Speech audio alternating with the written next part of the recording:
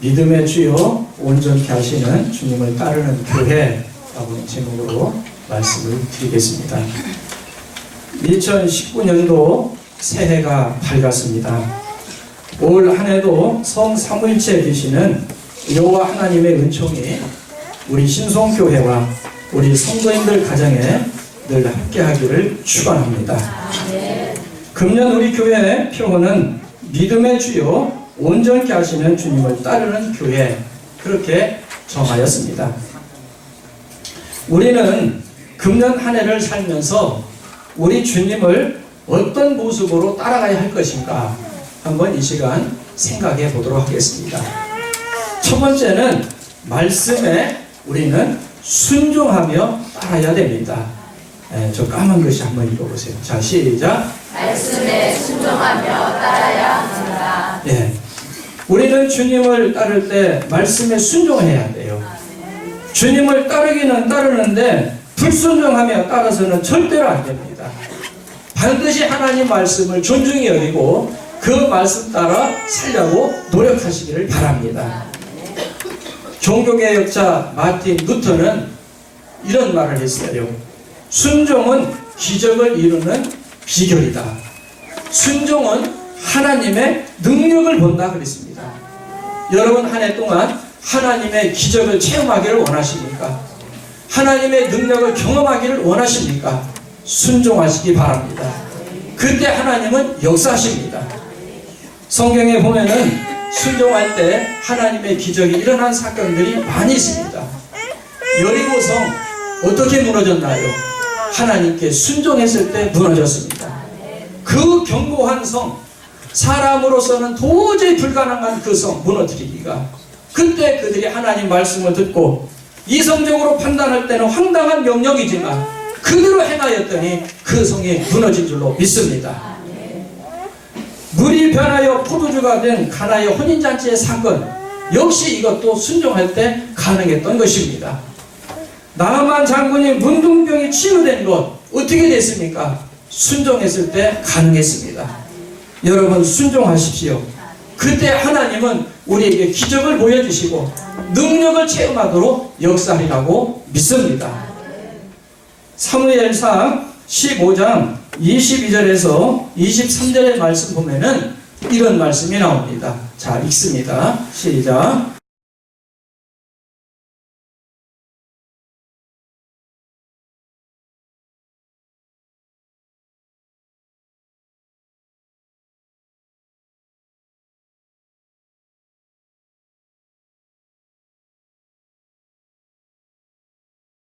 네, 23절부터 이렇게 보면은 사무엘이 내 여호와께 번제와 다른 제사를 목소리에 청종하는 것보다 좋아하시니까 이렇게 쭉 얘기들을 하고 계시는데, 여러분 순종을 하나님은 원하신다는 사실이에요. 순종을. 이 말씀은 사울 왕이 하나님의 말씀을 거역하고 불순종했을 때 사무엘이 책망하는 말씀이기도 합니다. 사울 왕의 불순종은 단순히 사무엘의 책망으로 끝나지 않았어요. 사울의 불순종은 결국에는 어떻게 됐느냐? 전쟁에서 참패로 이어지게 되었고, 또한 이 가정에서는 왕권을 계승할 수 없는 그런 사건까지 벌어지게 됩니다. 그래서 왕의 가정에서 계속 누가 나와야 돼요? 왕이 나와야 되잖아요. 특히나 구약 시대에는 세습이잖아요. 제사장도 세습이고 또한 왕도 세습이잖아요. 하나 묻겠습니다. 재미나는 얘기입니다. 왕과 대통령의 차이점이 뭐죠? 뭐가 있을 것 같아요? 왕은 뭐가 없어요? 임기가 없습니다. 대통령은 뭐예요? 임기가 있어요. 그 차이가 있습니다. 근데 이 가정에는 사울 왕으로 딱 끝나고 갑니다. 그걸로 끝났어요.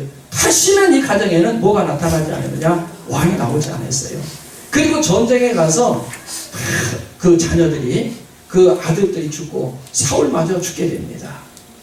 비참한 일이 벌어졌어요. 이 결과가 왜 그러냐? 여러 가지가 있지만 불순종의 결과는 사실입니다.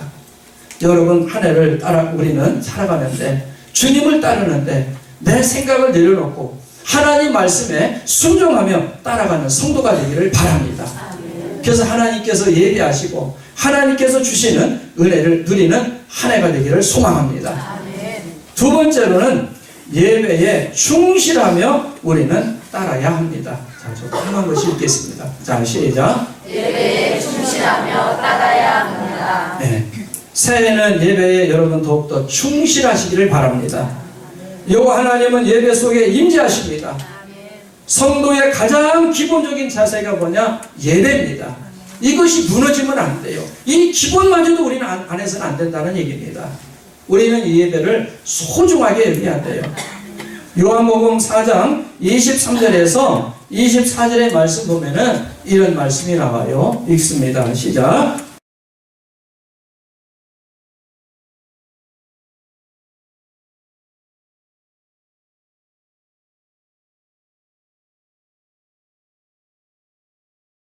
아버지께 참되게 예배하는 자들은 영과 진리로 예배하라 그랬습니다.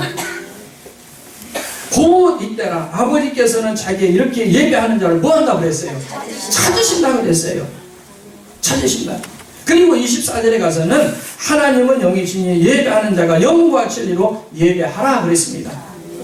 새해에는 예배가 회복되기를 바랍니다. 예배 속에 역사는 하나님의 은혜를 경험하는 한 해가 되기를 바랍니다. 예배는 하나님을 사모하는 자들의 모습이고 예배는 하나님을 사모하는 자들의 행동입니다. 하나님을 사모하는 영혼에게 만족함을 주시겠다고 말씀하고 계십니다. 아무튼 이 새해는 더욱더 예배에 승리하시기를 바랍니다. 어떤 예배든지 정말 예배를 여러분들 잘 드리려고 또 예배에 참석하시려고 열심히 노력하시기를 바랍니다. 마지막 세 번째 말씀은 사명에 헌신하며 따라가야 됩니다. 한번 따라할까요? 사명에 헌신하며 따라야 합니다. 정말 사명, 우리에게 하나님께서 주신 사명이 있지 않습니까? 그 사명을 우리들은 가볍게 여기지 말고 그 사명에 우리는 최선을 다해서 헌신하며 따라야 됩니다. 여호와 하나님께서는 우리에게 충성하고 헌신할 기회를 이 새해에 주셨습니다. 이 기회를 우리는 잘 선용하여 지혜로운 청지기로 살기를 원합니다. 바울 사도는 사도행전 20장 24절에서 이렇게 말하고 있습니다. 읽습니다. 시작.